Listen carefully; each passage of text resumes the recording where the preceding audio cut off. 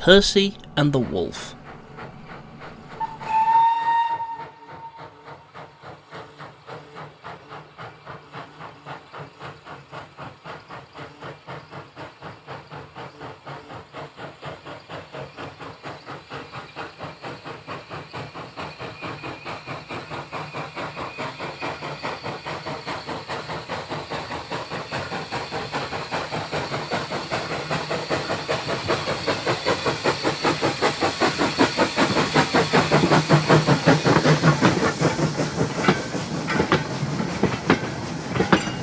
It was a rather quiet morning at Farquhar, and Percy was waiting for Bruno to bring the first load of stone down from the quarry.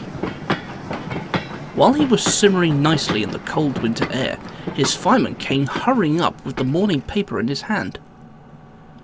"Have a look at this," he told the driver, handing him the paper. The driver looked at it and stared. On the front page there was a headline that said, "Rare and exotic Arctic wolf escapes through enclosure at Knapford Zoo. Keepers urge anyone to get in contact if spotted in their area." Percy looked worried. "Aren't wolves meant to be fierce?" he asked.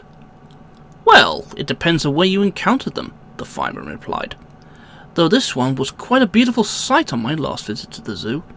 The keeper told me she's considered one of the main attractions of the enclosure." "All the same, though," said the driver, "we'd best be careful if it's on the loose." The fireman agreed. Just then, Bruno arrived with the load of stone, and Percy told them about the escaped wolf. "I doubt it'll ever come here," Bruno replied. "Wolves are meant to be more adept at hunting for food in wooded areas, and with all the snow still around, I reckon it'll be even harder for anyone to track her down."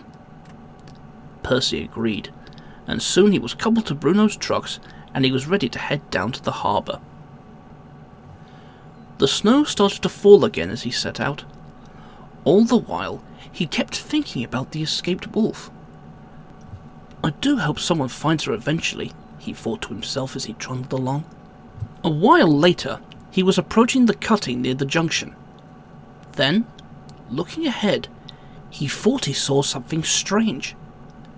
"Stop!" he suddenly cried, putting on the brakes.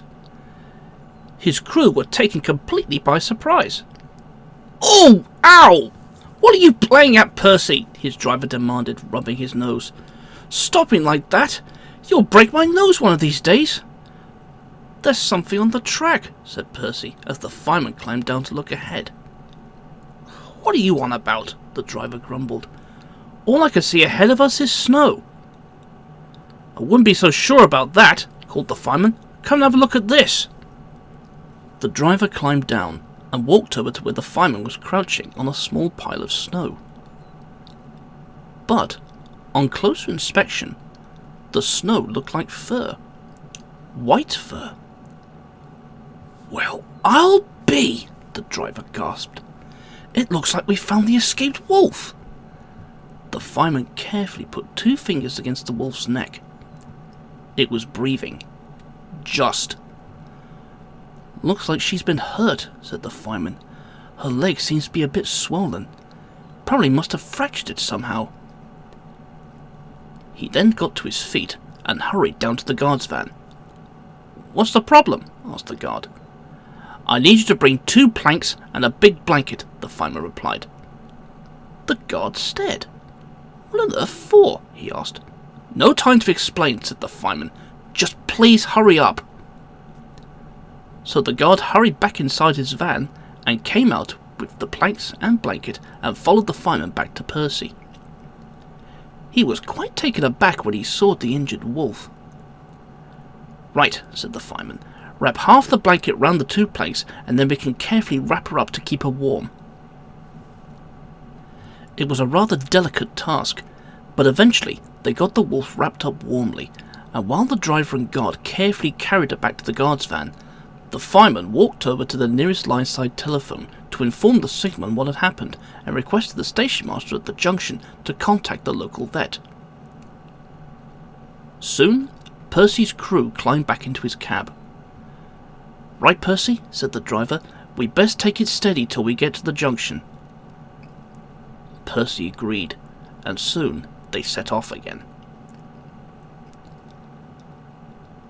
He finished his journey as smoothly as he could and arrived at the junction. Richard was there, waiting for some of Percy's trucks. "All right there, Percy," he asked. "Where have you been?" "Sorry, Richard," said Percy. "Something came up." Richard was confused, but before he could ask, a man in a large overcoat, carrying a large Gladstone bag, came walking onto the platform and spoke to Percy's crew. "Are you the ones who found the escaped wolf?" he asked. The fireman nodded and led him to the guard's van. The vet looked over the wolf carefully. Afterwards, he spoke to the fireman. "It's a good thing you found her as soon as you did," he said. "Any later and she would have had it. I shall take you from here and take her to the vet for treatment." The fireman thought for a minute and then went to speak to the driver and the station master. "I'll accompany the wolf to the vet," he told them. "That way I can get in contact with the zoo and let them know that she's safe." "Good idea," said the station master. "They'll most likely be worried sick about her by now." He went into his office to telephone the Fat Controller. Soon, Percy's fireman and the vet carefully carried the wolf to the vet's car, and they were soon on their way to the surgery. Richard looked at Percy. "Well, what do you know?" he smiled. "Well done, Percy." And when some of the stone trucks were marshalled into his train, Richard set off. A few days later, the Fat Controller came to the shed with the morning paper. He showed Percy the front page, which said, "Local branch line engine saves Arctic wolf. Return to rebuilt enclosure after recovery in local veterinary. The keepers have asked me on their behalf to thank you and your crew for your actions," he smiled. "And I will say this, Percy, that once again you are a really useful engine." Percy was very pleased.